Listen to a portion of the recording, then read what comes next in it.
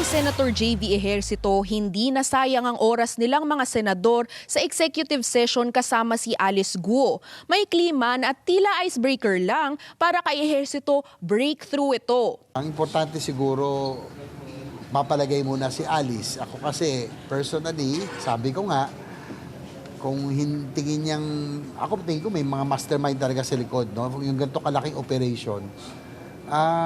Importante lang sabihin niya sana kung sino. Ang sabi naman ni Senator Risa Hontiveros, may importanteng personalidad na pinangalanan si Guo. Hindi pa din ako masyadong satisfied sa mga pahayag sa executive session. Bagamat, there was one crucial personality confirmed by Guo Huaping. This corroborates a theory that the committee shared a month ago.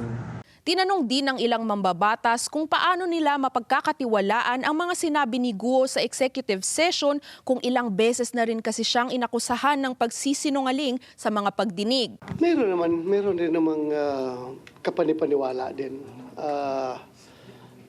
Siguro, kung nag-lie siya before, meron siyang rason bakit nilay. Pero during executive session, makita mo man kung talagang freewheeling yung kanyang mga statements, then ibangga mo yan, i-compare mo sa mga previous statements niya during the open hearing. So you can come up with your own conclusion if indeed may katotohanan yung ibang statements niya. Ngunit limitado lang din talaga ang nasabi ng mga senador ukol sa executive session. May mga sinabi siya kung paano siya napasok, pero siyempre, sorry, kaya hindi ko na pwedeng masabi yan. Because rules of executive session, I cannot divulge any information.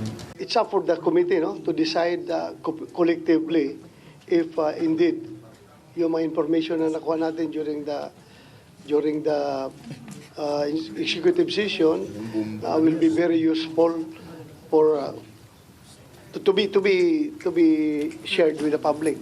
Dagdag ni Senator Bato de la Rosa, siguro'y kailangan ng isa pang executive session nang hindi nagmamadali upang makuha ang katotohanan kay Guo. Madali ang sesyon lang ang nagawa nitong Martes dahil may hinahabol na plenary session ang mga senador pagkatapos ng pagdinig ukol sa Pogo. Ang napagdesisyonan na lamang magkaroon ng mabilis na executive session at maaaring ituloy ito sa susunod na linggo.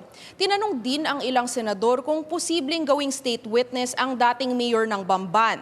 Ang state witness, sa pagkakaalam ko, yung least guilty. Kung ba ituturo niya kung sino ang most guilty, kung sino ang mastermind, kung sino talagang pinakapinuno, then she can be, nasa appreciation yun.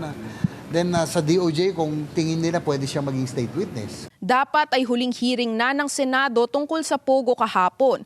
Ngunit sabi ni Hontiveros, magkakaroon ng isa pa dahil may ilang revelasyon na nangangailangan pa ng investigasyon. Since photos of a former chief PNP and other PNP personalities with Pogo personalities were shown, we deem it important to give them a platform to respond in the interest of fairness. Para sa Agenda, Agatha Gregorio, BNC.